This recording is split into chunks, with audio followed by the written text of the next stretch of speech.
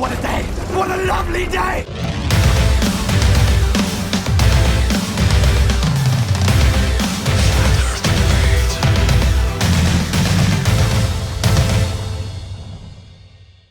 Welcome to Flat Earth Debate Live. I'm your host Nathan Oakley, and if you are new to this channel, or you've not done so already, be sure to subscribe and hit the bell notification icon to keep up to date with the Flat Earth Debate. If you'd like to join the community debate, then go to nathanoakley.com and check out the Flat Earth Debate forum. If you'd like to support this channel, there is a super chat that runs alongside each of these shows while they're live, and there's also a PayPal, Patreon and crypto link in the info box below the video. Most importantly, if you would like to join the discussion, simply mute the page you are currently watching, then click the link in the info box below this video to join the panel and express your views on the shape of the Earth. If you do join, please don't swear. If you do, you'll be ejected, and if you are, please don't try to rejoin the stream using sock accounts. You'll be warmly welcome back on the next stream. Please also share the show on Facebook and Twitter. Sharing the show obviously increases the live audience, but this in turn increases the chances of a more diverse panel, so please share the show. And one last time, if you're new to the channel or you've not done so already, be sure to subscribe and hit the bell notification icon to keep up to date with the Flat Earth Debate. Straight away, a shout out to Colin Turner for hitting the super chat. Likes to get in during the intro each time. We're also joined by Ranty Flat Earth and Chocolate Satan. Good to have you both. Good day. Good day. Morning. Oh, shout out to Eagle, Plane and Anchor as well for also hitting the super chat. Thank you very much for your support, guys. Really do appreciate it. This is probably going to be the calmest housekeeping, slightly extended because Ranty's on the panel, so the questions get that little bit longer. Any signs of Earth-based curvature? Don't be so ridiculous, Nathan. I think we would have found it by now. You'd hope. Unfortunately not. It should be from every vantage point, for everybody. But no, alas, no curvature. Any signs of axial rotation of the Earth-based variety? Don't be so ridiculous, Nathan. It is stupid. Not over here, anyway. Maybe it's spinning somewhere else, but it's not spinning over here. No, not spinning here. Definitely stationary. Any scientific evidence of gravity? Oh, don't be so ridiculous, Nathan. It is kind of silly. Take that as a no. That would be a no for me too. Fair enough. What about the distance to the sun? Don't be so ridiculous, Nathan. Oh, but it's a thing. We might have a distance to it one day. I'm sure someone will run up to it with a tape measure. Why not? Just because the globeheads assume losing the will to live here, Nathan.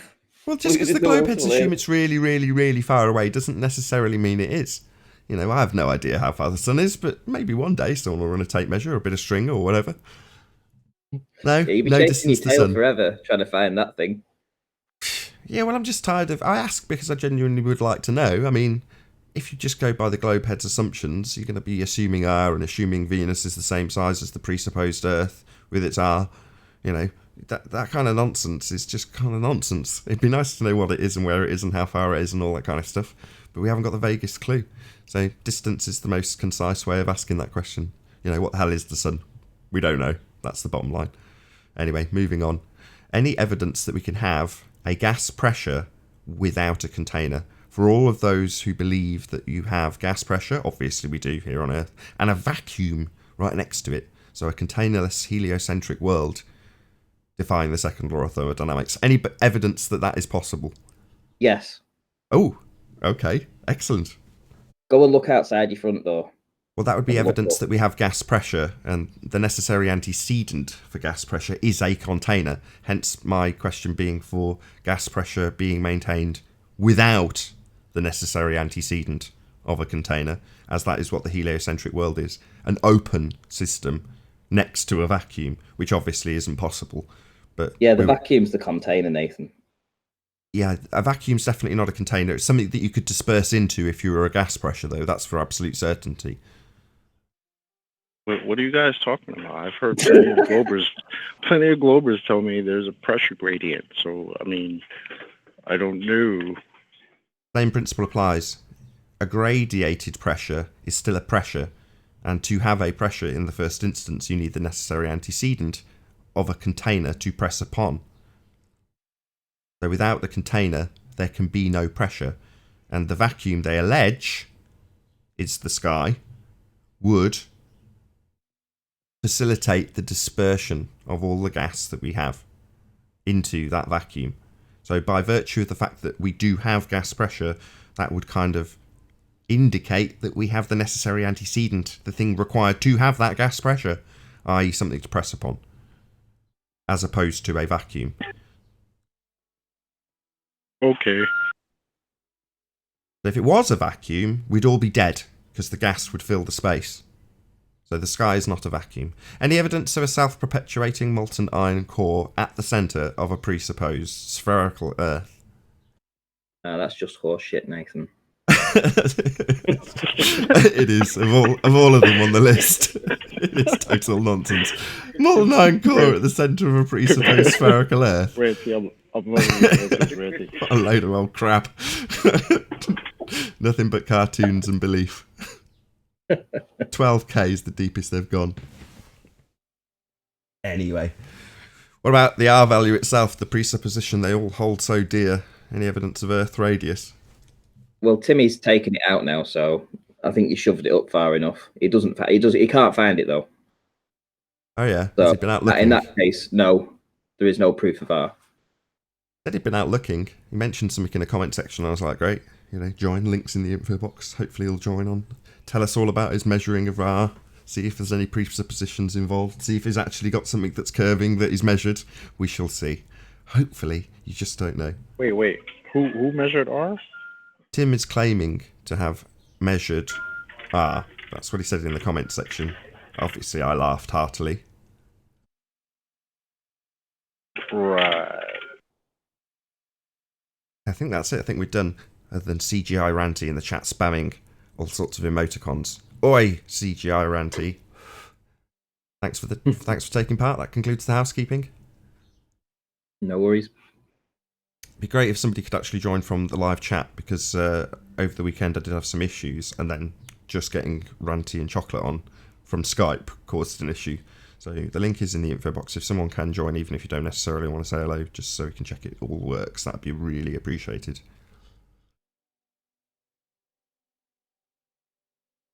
Yeah, we did a Ballbusters, and Betty sent me a list of ideas, and one of the ideas was, at the end of the presentation, open it up like the debate.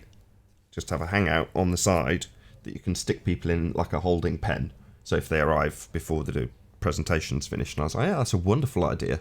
There's a danger of becoming an echo chamber. Hey, James, thanks for joining. Did you join from the public link, I take it? Yeah, well, that's good enough for me. I know it works.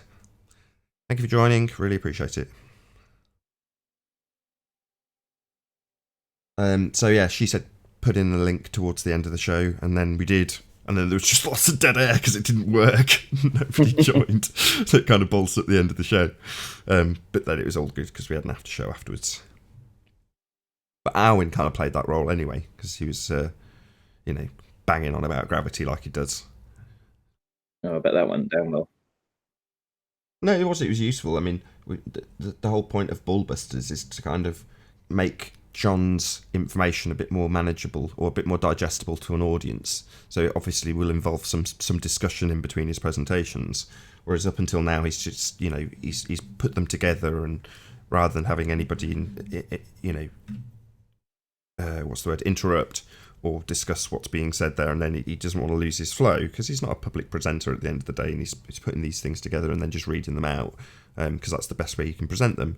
But as he's done them more and more, he obviously started off a couple of years ago doing them on Cathexis' channel, and then did a few on mine under the same title, Science versus Scientism, and then he altered them and did them afresh with Science versus Pseudoscience. But it was a similar, he's still obviously reading off the screen, so, to the untrained eye, it's exactly the same format, which it is, but the presentations were just different. So now he's gone, well, I'm kind of familiar with doing these presentations now. I'm, more than happy for people to interject and maybe even debate the subject during or after the presentation. And I'm like, great, that's wonderful, because when, no offence to John, it's the same with anybody. If you've got somebody reading vast chunks of information, it is more difficult to take in than if it's being discussed. Do you know what I mean? It's just more digestible if you're discussing it. So that's kind of what Ballbusters offers. John's information is exceptionally well researched. It's all referenced, the citations. Why not? Why not present that in a different style that's a bit more friendly to the audience? So I'm delighted. Ballbusters has been extremely well received, considering it was only devised in the first instance to fill a gap on the Sunday when it first went out, when Globebusters wasn't going out. Now Globebusters is out, and it's continued on a Saturday. So it's not competing with Globebusters, but ultimately speaking, people have liked it, so I've done more of them, and the people who go on it as well. Arwen enjoyed himself on this Saturday just gone. We've had Slit James on, he same principle, really enjoyed doing it. Obviously myself, John and Betty will hopefully be the ones that are there the majority of the time. Hopefully you'll come on at some stage, Ranty. It is absolutely the same format as Globebusters. In that respect, we've completely ripped them off because we're doing similar things to them, but there's no harm in that. More variety is better, especially if the information is good. So I'm pleased that we are, imitation is the highest form of flattery. If you're watching this, anybody from Globebusters, take it as a compliment. So yeah, it's going really, really well. Hopefully, like I say, Ranty, at some stage you'll come on and show us some of your pictures. Did you notice that Karen B had used Ghost Boat in her latest presentation? Oh, no. Was it mine? Are you sure that was mine, Ghost Boat? I think so. It's the one where, you'll remember if I describe how you presented it to us. So where it disappears, you mean, comes back? Where it's going in front and it looks like it's about to go behind. And then it's like, whoa, it's in front. Do you remember? So you've got the Stena line reflecting below it. So it looks like, well, it can't possibly go in that gap because there's a mirage of the word Stena line underneath. And then it does. I know the one you mean. No, I've not seen that. I'll look it up for sure. Well, when did you release the video? Say again. When did you put the video out? This morning. So it's literally a few hours. It's literally the first thing I watched this morning. And it was a really good presentation. It was about the sunset. And it's like a culmination of all of the information that everybody's deduced to date, put into a really digestible format again. So it's just, it's relatively short. I think it's less than 10 minutes. But yeah, I really enjoyed watching it. Obviously, Karen's very good at narrating, but her descriptions were good.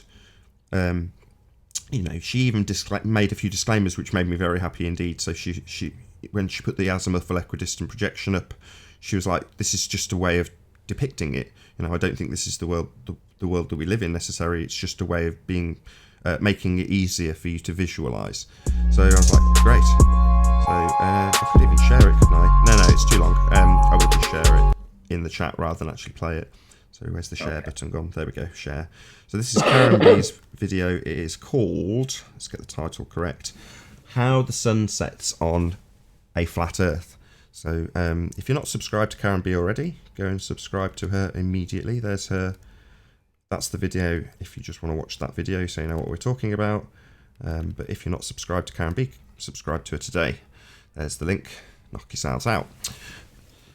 But yeah, just a good video. So well worth watching. It doesn't take a huge amount of your time of your day as well, which I always like. He says with his 2-hour debates. Did you I don't know if you got a chance to watch Globebusters last night, Nathan? I didn't. Okay, well, Professor Dave Explains is a channel that's appeared out of nowhere essentially, especially when he's talking about flat Earth and such. But quite a large channel, or so you would think. 367,000 subscribers, Nathan. Did a video against flat Earth. That's a proper YouTube channel then. Yes. Do you want to pop me on screen? Yeah, I can do. And I'll show you his videos. Let me know. I've seen one of this guy's videos. Yes. Have you? He played on autoplay. Yes, he did like a little crappy. From memory, this is really long, not long time ago, but just my memory's just not great. He started talking about science and then immediately referenced a model. And I remember listening to it going, models are pseudoscience, what are you talking about? So he was immediately off to the false dichotomy of globe versus pizza. Well, here's this video against flat Earth, and currently it has 20,000 views, which you'd expect because flat Earth is a pretty hot topic right now. But here's the thing with these guys, these professors and anti-flat earthers. I mean, just look at how little views he's got on all these other stuff. 797 views, 747, 1 point. He's got 367,000 subscribers, Nathan. That just sounds like nonsense. If you've got 300,000 subscribers, you don't end up with videos that have got... Can I see one with 19 views there? Yeah, 639 views, 797, at 513, 1.9, 1.5, 1.1, 1.2. Let's go down a bit further. 1.7, 979, 613, 2000, 2001. Go a bit further, 656. It's a fake channel. That's all I can say. I'm looking at a guy that's got not a fake channel, just maybe fake subs, because fake subs. Yeah, if you've got that many people following you, then there's a good chance that a higher percentage than that would watch each video, right? Either that, or they've subscribed and they've just realised that you've got a useless channel with no content worth watching. In which case, why they still subscribe to him, I have no idea. Anyway, so Ballbusters devoted an entire show basically to debunking this clown. And I was sort of like scratching my head thinking, well, why would you bother debating somebody? You know, sort of like, are you taking him by this subscriber count? You know, 367,000 subscribers. But I mean, look how few views they've got. You know, it's just like Simon Dan, basically. You know, when he set off, when he started doing his stuff, we all know that he got his subscribers in one way or the other. How he got them, we don't know.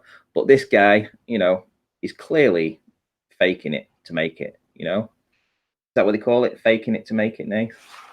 Yeah, that's a good way of putting it, that's for sure. Here's another thing that I wanted to show you. This is Simon Dan's Patreon. It was quite interesting because I was I was keeping an eye on what he was actually saying, what he was going to do. So when he put his first $100 thing up, he said that a total of $100 will allow me to up the production quality of my videos. Right. Okay. So he's now at $1,675 a month. Do you think the production quality of his videos are better?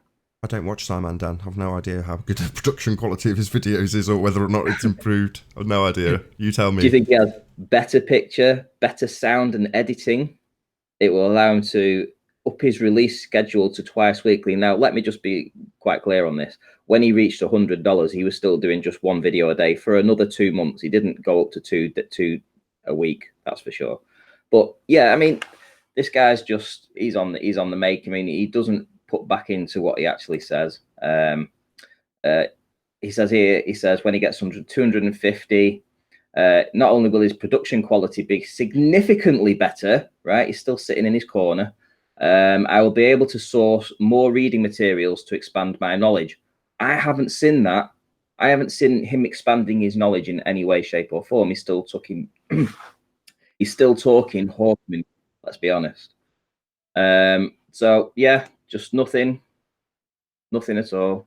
I had someone pull me up on my Patreon. So on my, you know this because you helped me set it up, and I'll just talk in the third person, Ranty. Excuse my ignorance or rudeness. So Ranty and I are setting up Patreon, and Ranty says, well, you've got to set a target. And I'm like, okay, well, what do I put in there? And he was like, well, just be honest. I said, okay, well, I'm currently looking at, and then I listed off all my broken equipment. And I was like, this needs fixing, that needs fixing, that's about to die, this is broken, this is broken. And he's like, well, just put that then. So I ended up rattling off something to the effect of, I need to maintain my equipment. And it was fairly short and concise, and it was just to the point and honest. You know, what will I spend my money on? Talking to Patreon, they've frozen my account, by the way, Ranty. I don't know if you know that or not. Oh, wow. So apparently there's suspicious activity on my Patreon, so that will presumably take some time to figure out that nothing dodgy is going on. Well, not to my knowledge anyway. There better not be anything dodgy going on, because otherwise presumably I won't actually get the money in the first instance to even maintain the equipment.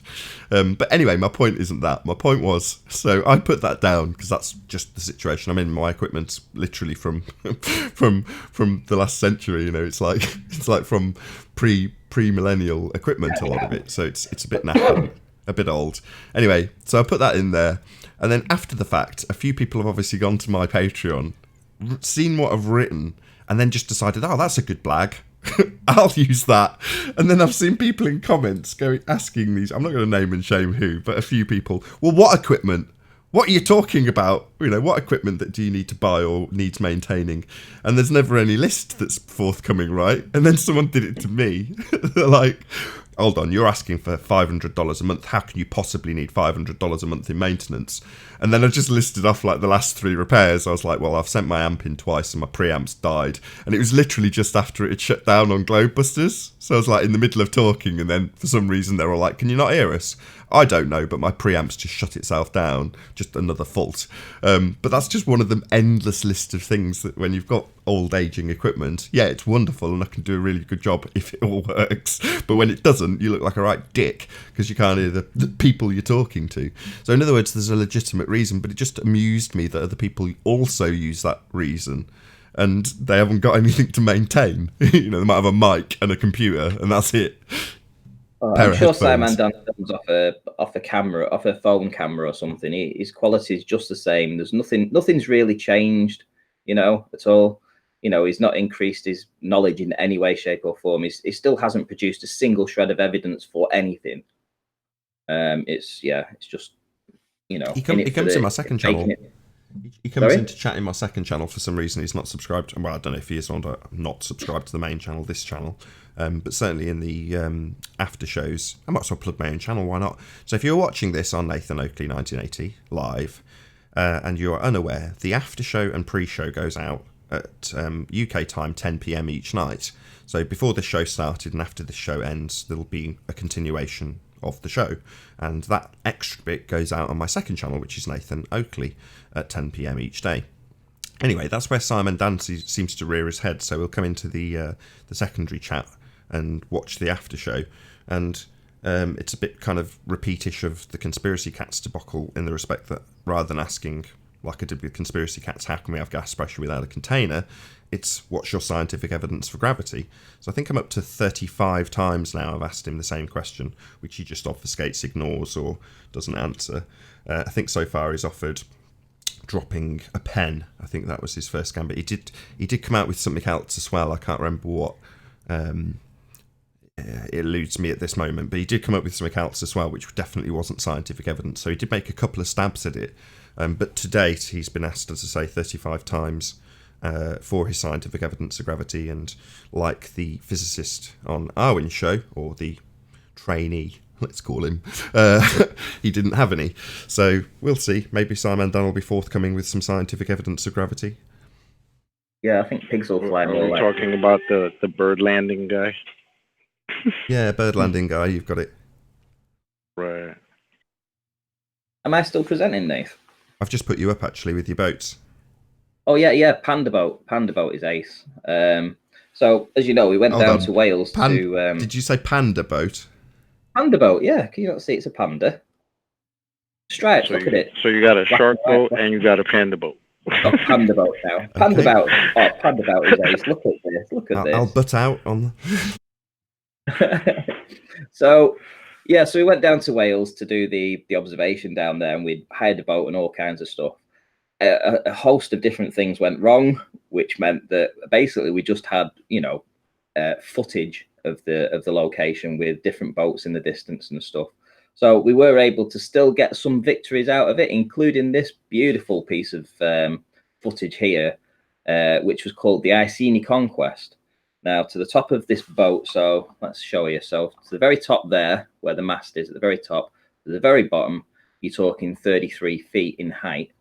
Now, this boat was 9.22 miles away at this time when I captured this particular image. You can track its GPS signal. So it was actually stationary for quite a time in this position. So it was dead easy to find its exact position. My elevation above sea level was 7 feet. All this kind of stuff went into begging the curve calcs.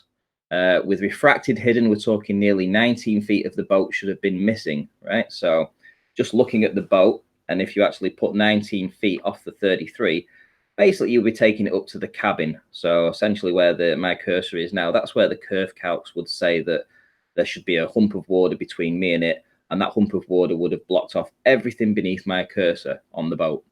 However, this was the image that we actually got. And actually, I've got a video of this boat actually moving through the water, and also the wake that follows it. So where it's... Oh, this is the one with the wake. Oh, this is awesome. This is the propeller wake. I have to contain myself. Sorry, Ranty. You carry on. And Yeah, so this is Panda boat, and as you can see, what I've done is I've got two images of Panda boat. So I've got the Iceni Conquest up here, and also to the bottom left. It's the same image, same size, nothing's changed. But what I've done is I've scaled it to the width. So from the front of the boat here to the little thing sticking out here at the cabin to the back of the boat, you know, so I've scaled it to width. But when you actually put that image down at the bottom left, and you can see how it is actually compressed, it's actually squished down. So the height has been reduced. It's retained its width, you know, from left to right, but it's lost height. Now, this is quite important because it is due to perspective. Absolutely. If you look at Life is Short's latest video, he details this quite marvelously, actually, and it does make a lot of sense that things will start to compress when they get near to the horizon. So go and check his video out. But essentially, we are seeing all of this boat. There is nothing missing on this boat. We see the wake of the boat in the video, proving that we're seeing actually down to essentially the bottom of the boat. Where's the missing people? Where's this 19 feet of refracted hidden? And that's giving them the 7.6R, you know, where, you know, we shouldn't see 3/4 of this boat, yet we do. Absolutely perfect. So yeah, it was a great result for Flat Earth, this particular capture anyway. I'm just bringing up the Life is Short video so I can share that in the chat as well. Sure. So while I'm doing that, it's worth pointing out, well, you can see the obvious compression. Oh, you've taken it off screen already. Oh, sorry. That's all right. Hang on, I'll just put it back up one sec. That's all right. I'm spamming the Life is Short chat while you're doing that anyway. So check out Life is Short. There's his link. So you can probably, I don't know if you want to do it with your mouse, Ranty, so you can see the front tip where it goes in. Here. Yeah, you've got it. So you've got this like triangle section, and obviously it's going back in on itself towards the bottom, towards the horizon line, and obviously you're not losing any of this boat. It's just completely squashed to all frig at the bottom. Did you have the footage, Ranty, of it tracking with the wake? Yeah, if you give me 2 minutes, I'll dig it up and I'll find no worries. it for I'll you. stick the I'll stick your images on of the river in Scotland. Okay, no worries. In case you're not aware, my new backdrop pictures were taken by Ranty, so he went up to Scotland and didn't necessarily get visibility for any flat earthy stuff, so he just took some tranquil images instead. Oh, is this it? Shall I stick it up, Ranty? And let me just make sure that it's moving. Yeah, that is the boat. Let me know when you're ready. Let me I'll get stick it you up. when it's moving. Because it turns around, stays in the same spot, then it turns around, then it moves. Oh, here we go. Maybe you don't get a lot of it. There is another video I have of this. I'll have to dig it out. No worries. I haven't got you presented. I'll just, so it doesn't confuse the audience, I'll wait till you've actually got the one you want, and then I'll stick you up. Okay, no worries. It's going to be a quiet morning anyway, because we've started technically for the Americans 2 hours early, so it's probably like 6 a.m. for some of them. I think definitely works though. It is now 8:28 Eastern time in America. Oh, it's not as early as I thought. Still, you can still taste the toothpaste at that time, right? I've been at work since 6, so toothpaste gone already.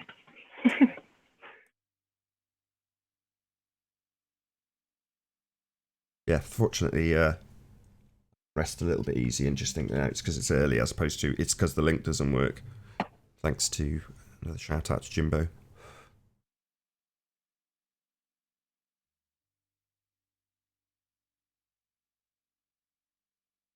That's that one. Getting a load of crap from the Limitless channel. Who, me? Yeah, Andy's going on about Globebusters Gyro.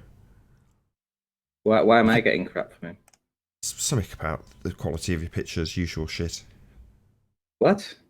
Usual stuff. Oh, right, okay. I've seen his footage with an iPhone. The last time he went down to the beach, he used an iPhone. So, I don't think we can compare. Yeah, sounds garbage. Yeah, he came on the show and moaned about why we weren't debunking the gyro, so I gave him the actual concise debunking for any gyro rather than just their gyro and their assertions about it. In terms of the two reference frames that are required. Well, why doesn't he join the panel right now and tell me how shit my photography is? Yeah, he's welcome to. If you want to join Ronnie, you're welcome to. I'd love to see his proofs as well, visual proofs. You can bring them as well. Let's see what he's got.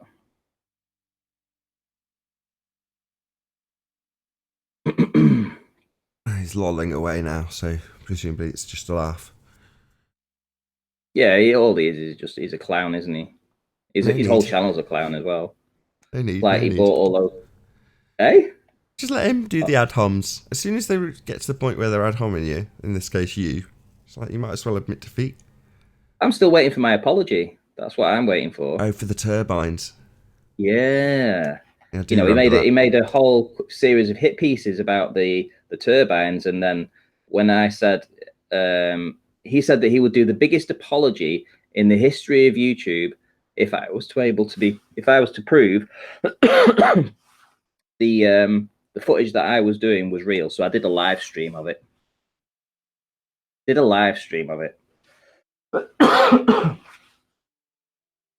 Hey, Limitless channel. So Gleam immediately put something to you, Limitless channel. He says he doesn't. I'm here. You want to talk, Borsch? Go ahead. Yeah, tell us about these wind turbines. Tell us how they're Let's not talk really about there. Bob's evidence first. Throw it up on the screen, Nathan. Go on then, put your evidence up. Let's see your iPhone shit. Wait, hold on. Are you there, Ranty, with your wake? Yeah. Sorry, say again, Nate. Before we lose track of what you were actually doing, have you got the footage of that boat with the wake going behind it? Yeah, we can watch a little tiny bit of it if you like. Yeah, I'll stick you up. I don't seem to have the one I'm looking for. It's probably on a different drive, but okay. Well, you presented anyway. Maybe I need to do it slower. If you call me out, let's address it. And your windmill footage, you're putting your camera in the water. We know exactly what you're doing. We went out and tested it. Okay. Put your camera as low as you possibly can. Ronnie, we will get to it. Appear that there's more curvature, because the lower your camera, the smaller your field of view. Okay. You guys still aren't talking about how Bob's literally spinning a gyro, trying to tell people that that's the Earth's spin. It's absolutely ridiculous. Hey, Physics Warrior, how you doing? What do you think about this then, Ronnie? What do you think about this then, Ronnie? Perfect flat Earth proof. Why do you think I'm showing this? I see a winter snowy scene. Oh, so you're full of shit then? That was No, that's not fake flat earther. So no, you're the fake flat earther. You're a retard. Let's descend into immediate ad hominems, right? So it's quite a fair distance. Well, Ranty answers the question every time he opens his mouth. Hey, Spurs. How do you think this is flat Earth proof, Ranty? I'm clicked on your image now. I can see what you're talking about. I see a boat. That great flat Earth proof? I see a boat. I shouldn't see it. Okay. How low is your camera to the ground? 7 feet. Okay. How far away is the boat? 9.22 miles. Okay, great. So what is the reason that the bottom of the boat is obscured? It's not obscured. You're seeing all of the boat. We see all of the boat, yeah. You know how retarded that sounds? Everything else you said was good. Tell you went with that. All right. Okay, so you didn't actually You're telling me the entirety of the bottom of the boat is being squashed. Yeah. You know Yes. how stupid that is? Yes, Why? look. There we go. How's that, Ronnie? Look at that. I could squash images too. Wait, hang on, wait a minute.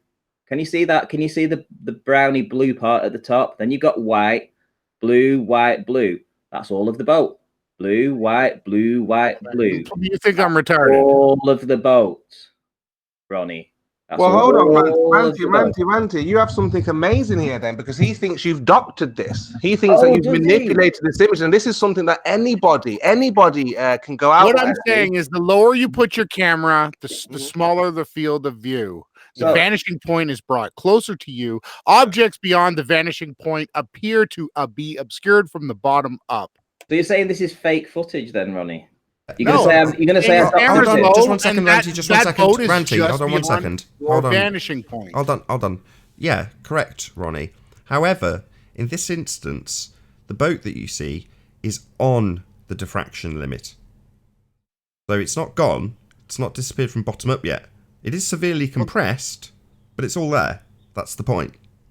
Well, the top section that we can obviously see is within your circle of sight due to its height, because the object's you're viewing's height is also what is the factor in being able to see how far that object is. If the boat had no top deck, you would only see that bottom part that's just sticking above the waterline. But it does have. That's nonsense. Hold on. You're saying if the top wasn't there, you wouldn't see it. Okay, well, that's meaningless. Yes, if it didn't have a top deck, we wouldn't see a top deck. That's lovely. Okay, if the top were more levels high, then you would see more of it for a longer distance. The higher an object is, the further you can see it. The higher your vantage point, the further you can see on the flat Earth. Yes, thank you, Ronnie. Not that we've been exposing that for the last 4 months, but yes, that's correct. Thank you. In this instance, though, it's on the limit. It's not beyond the limit. So, yes, your perspective, what did you call it? Your vanishing point comes closer as you get lower. Yes, absolutely correct. In this instance, though, with the power of the P1000, 9 miles, and there it is, just squashed. All there, though, Ronnie. But the top stuff has got a wider angle, so is less squashed. Got a bigger angle of view to the top of the boat than you do the bottom. But rather you were on board, Ronnie, than just attack. Try to understand what's being said, at the very least. It goes against his... I hear you guys. I just know that when objects reach the vanishing point, they become obscured from the bottom up. Just as when an object's approaching, you'll see the top of the object first. But why does it vanish at the vanishing point? That's what we're looking into. We're looking into this phenomenon. We're looking into the horizon. Ronnie, we're looking into this phenomenon. Let him answer. Let him answer. Oh, sorry. I actually think it's great that there's people out doing observations. I just toe the line of absolute truth, and that's why I really didn't want to get on here and argue with you guys. You're not. You're agreeing with us. Hey, P Mars, how you doing? The most important thing is I'm just hoping that people look at Ballbusters' experiment. They're actually spinning a gyroscope, saying that the Earth is spinning. It's pretty funny. No, they're not saying that, Ronnie. Come on, Ballbusters. They're saying that. Yeah, but that got put to bed already. It didn't get put to bed by a hypothetical experiment where Nathan explains 2 reference frames. No, they're literally spinning a gyro, saying that is the Earth's movement. It's that simple to explain. Who is saying that that's the Earth's movement? Yes, they were saying. Well, they're saying it's the rotation of. Who's they? Hey, Flat Earth. They? Hey, Flat It's all retarded. When you see something spinning and it's a measuring device, you know that spinning is what it's measuring. Okay, that's all. All right, and that doesn't prove the Earth's rotation, so I don't see what the problem is. Well, nobody else is holding them accountable. That's all. You know, I don't want to have to be the only person doing this, but when I bring it up, nobody does any research. I've definitely held them accountable. Definitely, yes. I would definitely put my hand in the air and say I've held them accountable. You've talked about a hypothetical experiment. You haven't looked at what his evidence that he presented was. That's all I'm trying to do here. Have you not been keeping up to date with the flat Earth debate? The principle that's being employed is the Coriolis effect, which requires 2 reference frames. So the Coriolis effect has nothing to do with the gyro experiment, where it's literally the gyro spinning, Nathan. That's my problem. Yeah, sorry, I don't give a crap how it operates or how you don't understand how it operates. The fact is it's a demonstration of 2 reference frames if you are to assert that it proves the Earth spins. That's the bit I'm concerned with, the assertion that it proves the Earth spins. So do you understand that in order for it to demonstrate the Earth spinning, it needs to be 2 reference frames, right? Does that not make sense to you? Shout out to Joey Sly for the super chat. You're right, Nathan. I'm crying that people actually look at what they're trying to do. And just like the Michelson-Morley and the Sagnac and all these interference patterns, all of this stuff that they're bringing up is no different than NASA science. It's thought experiments. It's made up. There's no physical, tangible evidence. It's CGI and cartoon drawings, period. I'd agree. It's not scientific evidence. I've held them to task on that as well. So, to say, why aren't you holding to... Yeah, I have. I think what it is, Ronnie, is not that you do anything wrong, but I think you want to come from the biblical perspective of. This has nothing to do with the Bible. It's not straw man. Hold on, sorry, one second. Sorry, hey Slick, how you doing? Hello, good morning. That is a complete straw man. He didn't mention the Bible. He hadn't mentioned No. God. I'm not saying that he's saying that. I'm just saying that as a whole, we hear the message. There's one side who are pushing a satanic agenda of flat Earth, and you want maybe this biblical side of flat Earth. But I think what it is, the people who are not like religious, Ronnie, I think they just want to know things. So if I'm biblical and I speak the truth, that nullifies it. That means that no, but I'm just here for the truth. No, what it means is that it's not. Why would you attack others who are just trying to find? Attacking by calling people out and showing their experiments and bringing them to task. Ranty's still up here, and we supposedly quote unquote attacked Ranty. He's still doing fine. Yeah, you did, and you didn't apologize either. I did apologize.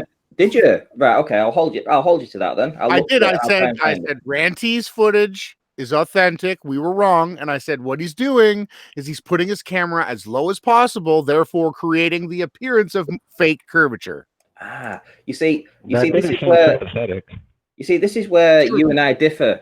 Whereas you would prefer that I would only ever show perfect flatness, which, bearing in mind, I have done dozens of times. No, right? I also look into it from the other side of things, and I'm going to say, look, okay, so they have hoodwinked us for hundreds of years. How are they able to do this? Well, take the average person. The average person is 6 foot high. What happens when they go down to the beach? If I was just to film it at 6 foot high, 5 foot high, 4 foot high, we're not going to get all the answers about what's going on at the horizon. We need to understand that point. And to be fair, in the past 6 months, Flat Earth has smashed it completely smashed it. And a lot of that was down to actually taking it and tackling it head on and saying, why are we seeing these effects at the horizon? Smashed optics. Show me what have you done? Show me a video. Can I ask you a question, Ronnie? If it's true, I'll share it, please. I just want to see your evidence of what you're talking about. You're saying Ranty is showing fake curvature, right? Well, no, I didn't say that. Yeah, you did. The lower you put your camera, the smaller your field of view is. The closer the vantage point becomes. That's what I said. Yeah, we agree. But in order to disseminate that information, Ranty actually had to go out and do this. One of the specific things that he did, Ronnie, was look at the wind turbines. And in almost every instance from the globe side, they're saying curve, curve, curve, curve. And then you get someone like Life is Short, who's currently in the chat. I've just spammed his link, who comes out and actually describes it accurately. It's linear. It's linear, not curving. And that is just the effect of perspective in terms of those wind turbines. But Globeheads and you were both singing the same tune. It's curvature, it's curvature. It's like, no, it's not. It's linear. It's perspective. I never said it was curvature ever. Oh, okay. Well, what would you be apologizing for then? I was apologizing that I said that he CGI'd the footage when I realized the way that you achieve that view or that look is by literally almost lowering your camera into the water. But you do realize that I did it from not just 1 inch, but 50 foot in height and elevation. I mean, I haven't actually just gone I've built a mountain of data to actually find out what is going on with perspective. And I've put those videos out, not just on my channel, but I showed it a lot on Nathan's. And other people have used this work and taken my my observations forward and enhanced what I already thought I was seeing and put it concisely. Look at Life is Short's videos. It explains it very concisely. So, everyone's on board now with perspective. Everybody's on board with perspective now, right? Yeah, I'd like to see that. If you've got the same observation from 50 feet high and you can measure how far out that windmill is, then yeah, you're doing a good work there on the vanishing point experiment. So I'll commend you for that. That's good. Well, I'm glad you're getting on board here, because I'm not a glober. I'm a complete flat earther here, Ronnie. I've been doing this for I've dedicated an entire year of my life. What's with your image, though? Your icon image, though? Sorry to interrupt. We've been joined by a guest. So we were joined by Bob, who claimed that he's blocked in chat. Nobody is blocked on the main channel in chat, Bob. So don't know if you're Bob the science guy that's been on before. Absolutely not. You're not blocked in chat. You're not blocked at all. Life is Short has also joined us. How you doing, Life is Short? Hey, Nathan. Hey, Ranty. Hey, everybody. Thanks for having me on, guys. Hey Travis, Bob, how's it going? It's been a Bob, the pleasure. science Ronnie. guy, had to go to court for sexual misconduct with his work. We don't care. Shout out to Eagle Plane and Anchor for the super chat. Really appreciate it. Ad Hompy, who cares? I do. I want to know the type of people I'm talking to. Attack their arguments. Doesn't matter what type of people they are. They could be convicted criminals putting across a globe argument from jail for all I care. Doesn't matter. The argument is all that's important. I guess we have to agree to disagree. Well, sure, because you haven't got any arguments for your religious belief in a sphere Earth, so all you can do is ad hom people and attack their person and their character. That's all you do. I think the Earth is flat. You think the Earth is flat now? Yeah. As of when? I've always thought it was flat. Oh, right. I think the scientific evidence supports the sphere Earth, but we live in a scientific dictatorship, so I don't necessarily believe it. So what you're saying is because the current scientific narrative, which is put across by the mainstream media, is globe, you brace against it and think it's flat. That's what you're saying? Yeah, because I've seen where we're lied to with science.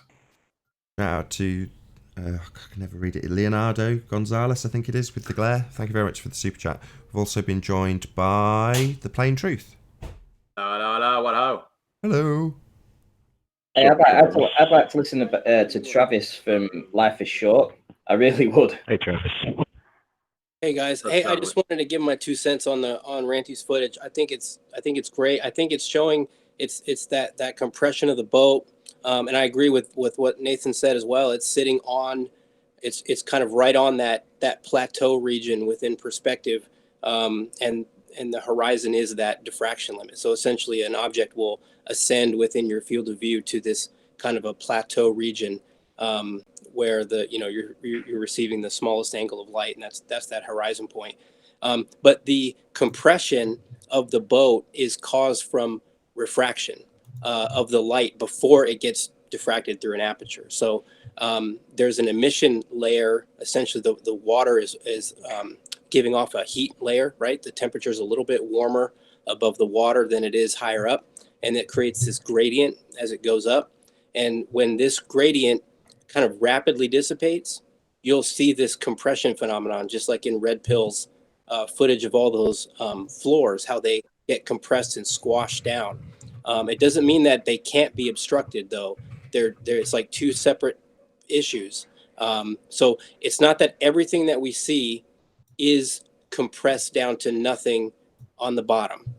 It's okay to, in other words, my point is it's okay to have obstruction within a frame of something from the bottom.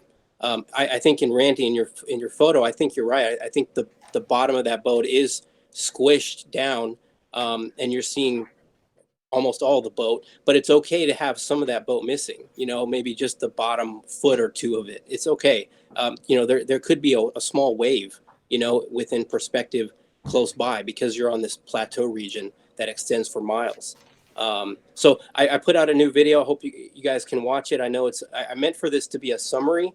And so there's about 4 slides in the beginning that is the summary, but then I did some observations where I put some golf balls on the ground within a long corridor and spaced them out and just started to do a lot of math on really how perspective works. And it's pretty amazing how it works, in my opinion. It's something that is not simple.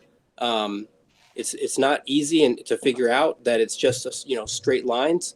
But I think it ends up solving some of the problems that people are having with it's a curve or it's not a curve. Like I think Ronnie was on, and he was saying how when Ranty puts his camera down, he's giving some kind of false impression of curve. Well, that's just what imaging through a convex lens does, and you'll kind of see how that works out and what the math is. Sorry to interrupt. So that video is called A Concept for Vision, and I've just literally this second spammed it in the chat, so I'll put 3 links to Life is Short's channel with that specific video, A Concept for Vision. Yeah, and on the tail end of that, I kind of discuss a little bit about the inferior mirage. I know, Ranty, your original observation was going to go out and go through that if you saw an inferior mirage, am I correct? Just correct me if I'm wrong, but you were going to, shine a light through that region and see if you could see it as if the mirage zone is above the true horizon point. In other words, the apparent, in your opinion, the water line that you can see is the horizon zone. Is the horizon? Is that correct? Where the lower part of the inferior mirage, I think, is in the partly over the atmosphere and partly over the water, but it's not a true reflection of where the horizon is. Okay, so the only issue I would have with that is my opinion is that I think the top of the inferior mirage is the true horizon point, and that you have varying kind of false horizon points below that until you see an apparent water line. And the reason, and Nathan has it on the screen there. So if you look at the left picture where there is no kind of emission zone and you're like a 6-foot observer above those waves, if you were to, and again, it's hard to do things orthographically and then put it in perspective, but what would you see if there were no inferior mirage, right? Picture that in your head. You would see the water go completely up to your midline, right? Now let's put, but you know that there's a 6-foot gap between your eye and the water because you're standing up on the beach, right?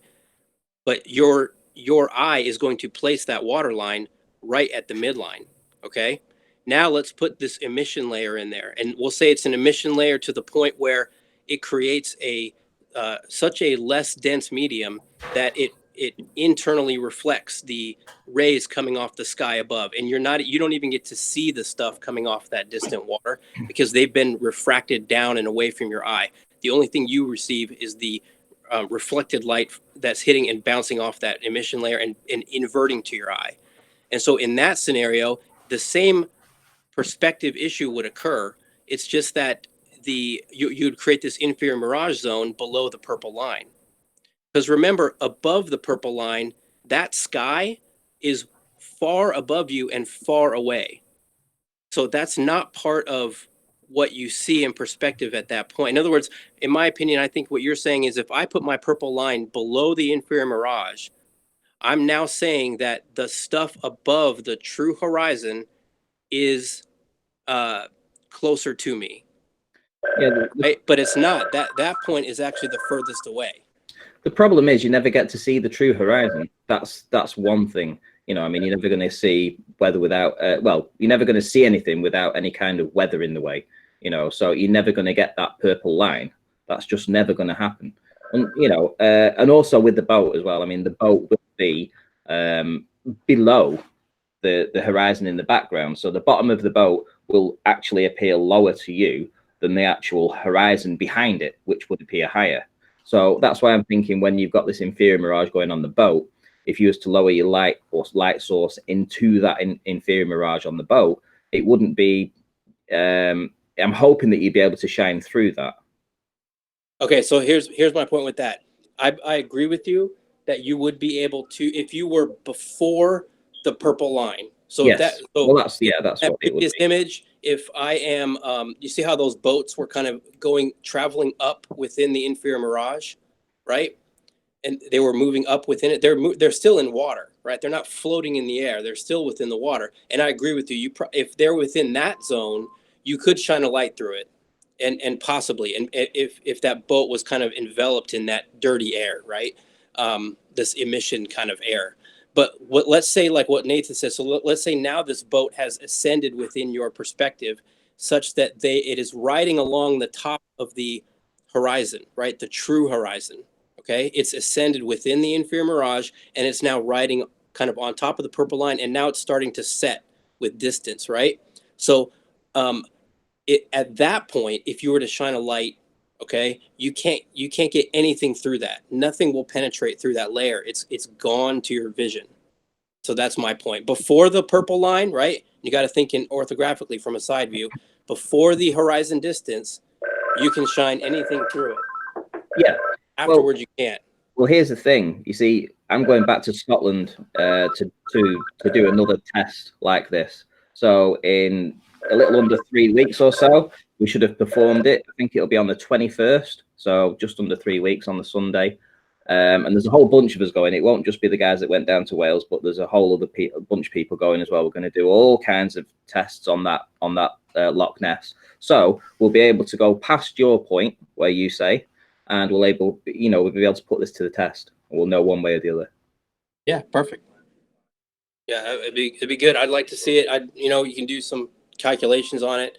The issue is you kind of have to know how far you can actually see, right? Which means you would have to know your observer height, and you'd have to know the angular resolution limit of the camera you're using. And if you're using a P1000, it's variable, but it goes from roughly, depending on the conditions, 1 arc minute down to what Red Pill showed in his, where you can get it down to about a quarter of an arc minute.